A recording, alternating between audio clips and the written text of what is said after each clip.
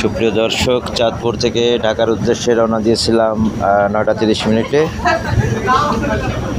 আমরা অলরেডি ঢাকায় চলে আসছি, আর অল্প কিছুক্ষণের মধ্যেই আমরা সদরঘাটে পৌঁছাবো।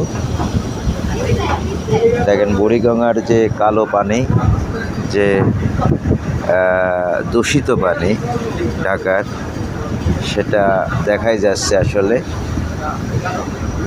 কালো পানির নদী যদি বলি তাহলে বুড়িগঙ্গা নামেই আমরা চিনি। মূলত আমরা সে নদীতে অলরেডি প্রবেশ করেছি, আর অল্প কিছুক্ষণের মধ্যে আমরা পৌঁছে যাব সদরঘাটে। 3 ঘন্টা 3.5 ঘন্টার মতো সময় লাগে সব মিলিয়ে চাঁদপুর থেকে সদরঘাটে বা ঢাকাতে আসতে।